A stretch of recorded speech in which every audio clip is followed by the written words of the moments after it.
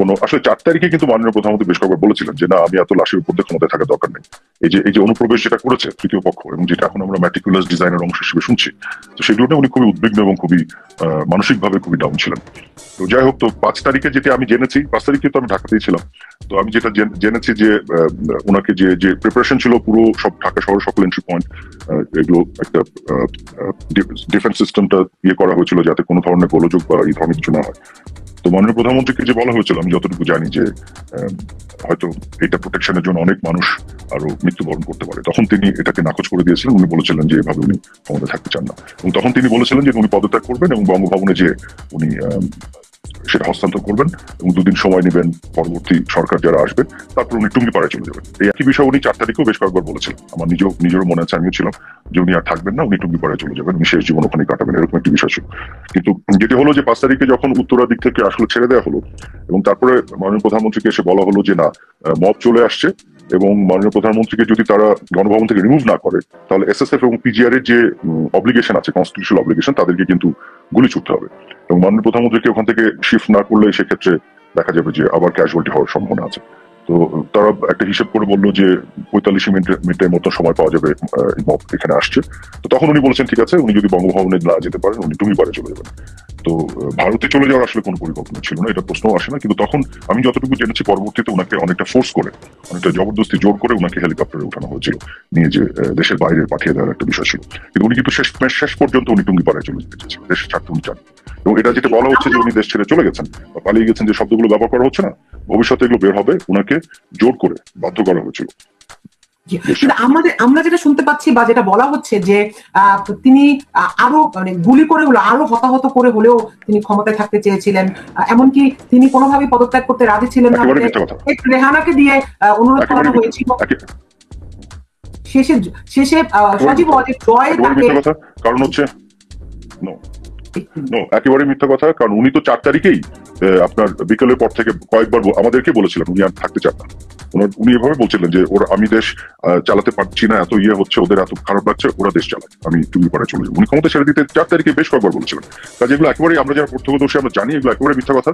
এবং যেটি হয়েছিল, হ্যাঁ, যেটি সজীব ওয়াজেদ জয়কে ফোন করে তাকে যেটা বোঝানোর ব্যাপার ছিল সেটা হচ্ছে উনি দেশ ছাড়তে চাচ্ছিলেন না, উনি ক্ষমতা তো আগে তিনি ছাড়তে চেয়েছিলেন এবং উনি বলেছিলেন উনি পদত্যাগ পত্র লিখে সাইন করবেন রাষ্ট্রপতির কাছে, যে উনি এটা হস্তান্তর করবেন এবং পরবর্তী সরকার যেই আসবে যেভাবে আসবে সেটা উনি ওভারসি করবেন। কিন্তু তারা যখন তাকে জোর করে বঙ্গভবন থেকে বের করে দেশের বাইরে পাঠাতে চাচ্ছিল, সেই সময় উনি এটা জিদ করেছিলেন উনি দেশের বাইরে যাবেন না। তখন ওই শেখ রেহানাকে দিয়ে বোঝানোর ব্যাপার বা জয়কে ফোন করা হয়েছিল, এই বিষয়গুলি ঘটেছে।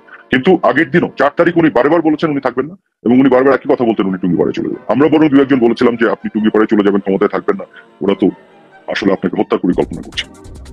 সামনে আছে একটা আন্দোলন আর পিছন দিকে তো বিভিন্ন ধরনের জঙ্গি এবং এসব সন্ত্রাসীদেরকে নিয়ে এক ধরনের ওনাকে হত্যা করার পরিকল্পনা ছিল। তো এই ধরনের অনেক কমপ্লিকেটেড একটা সিচুয়েশন ছিল 4 তারিখ 5 তারিখে পুরোটার মধ্যে। তো এইগুলো সত্য আস্তে আস্তে ধীরে ধীরে বের হবে ভবিষ্যতে। আরেকটি জিনিস ধরেন 3 তারিখে সেনাপ্রধান এবং তাদের সেনাবাহিনীর যে বৈঠকটি হয়েছিল সেখানে কিন্তু ঘোষণা দেওয়া হয়েছিল, রীতিমতো ঘোষণা দেওয়া হয়েছিল যে তারা কোনোভাবে গুলি চালাবে না। আপনারা কি তারপরও বুঝতে পারেননি যে সময় ফুরিয়ে গেছে? না, কারণ গুলি চালাবেন কেন? আমরা তো গুলি চালানোর কথা বলি নাই। ওনারা বলেছিলেন যে জনগণের উপরে গুলি চালাবেন না, এবং আমরা কি চেয়েছি? আমরা তো বলেছি জনগণের উপরে কোনোভাবেই গুলি চালানো যাবে। কাজে তার অবস্থান আমাদের অবস্থান তো একই ছিল। এবং 4 তারিখে তো আমাদের জাতীয় নিরাপত্তা কাউন্সিলের মিটিং হয়েছে। সেই 4 তারিখে সেই মিটিং আমি ছিলাম, সেনাপ্রধান ছিলেন, 3 বাহিনীর প্রধান ছিলেন, নিরাপত্তা উপদেষ্টা এবং সবাই বিভিন্ন সংস্থার প্রধান ছিলেন, মাননীয় প্রধানমন্ত্রীর নেতৃত্বে মিটিং হয়েছে। সেখানেও তো সেনাপ্রধান বক্তৃতা দিয়েছিলেন। কাজে সেখানেও তো বলা হয়েছিল যে যতগুলো কি পয়েন্ট ইনস্টলেশন আছে এবং ঢাকা শহরকে প্রতিরক্ষা এবং প্রোটেকশন দেয়, কোথা থেকে ধ্বংসযোগ্য এবং আক্রমণ থেকে প্রোটেকশনের দায়িত্ব তো এটা আইন শৃঙ্খলা বাহিনী।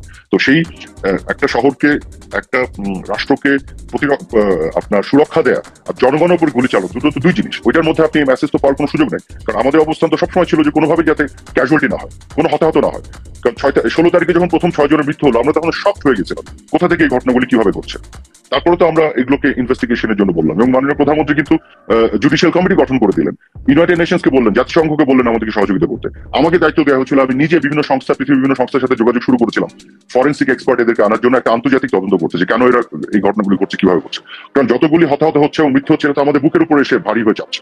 আমরা তো সরকারে তখন এই দায়িত্ব আমাদেরকেই নিতে হয়, যে কারণে আমরা তো চাচ্ছিলাম না এই ঘটনা ঘটুক। আমরা তো চাচ্ছি যে টেনশনটা ডিফিউজড হোক, আমরা চাচ্ছি যাতে এই ঘটনাগুলি না ঘটুক। এবং কিন্তু যে পক্ষ চাচ্ছিল যে আরো মৃত্যু হোক, আরো হতাহত হোক, আরো টেনশন বাড়ুক যাতে সরকার পড়ে যায়, এটা তো অন্য পক্ষ চাচ্ছিল। আমরা তো এটা চাইনি। আমরা কেন গুলি ছোড়ার কথা বলবো, এবং গুলি ছোড়ার যে হবে না এটা তো আমাদেরই সিদ্ধান্ত। এটা শুনে কেন আমরা অন্য কোনো মেসেজ নিব? এটা নিয়ে এত কোনো প্রশ্ন আসে। ধরুন 16 তারিখ আপনি বলছেন যে 16 তারিখ 6 জনের মৃত্যুর পরে আপনারা শক্ট হয়ে গেছিলেন।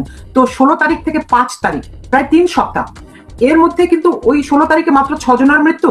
এরপরে প্রায় আপনি জানেন যে কি পরিমাণ অন্তত মানে বাংলাদেশের সরকারি হিসেবেও 800-র উপরে এই সংখ্যা নিয়ে নানা রকম মতভেদ আছে, কিন্তু অনেক প্রাণহানি হয়েছে।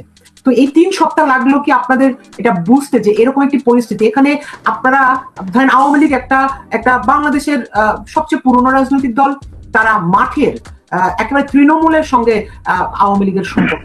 তো আপনারা এই ব্যর্থতার জন্য কি এখন পর্যন্ত প্রায় 4.5 মাস 5 মাস হয়ে গেছে, তো আপনাদের মূল্যায়নগুলি কি ব্যর্থতা আপনারা আইডেন্টিফাই করতে পেরেছেন? একটা জিনিস খেয়াল করেন, 16 তারিখে যখন 6 জনের মৃত্যু হলো, আবু সাইদ সহ, ওখানে ছাত্রলীগেরও একটা ছেলে ছিল ঢাকা কলেজের, আপনার যদি মনে আছে। ওই 16 তারিখে সকালবেলা আমরা খবর পাচ্ছিলাম যে আগের দিন স্টেট ডিপার্টমেন্টের একটা স্টেটমেন্টে বলা হচ্ছে যে 2 জন নাকি মারা গেছে। তো আমরা কিন্তু খুঁজছিলাম কিভাবে 2 জন মারা গেল। আমি কোনো মিডিয়াতে রিপোর্ট হয়নি, কোথাও হয়নি।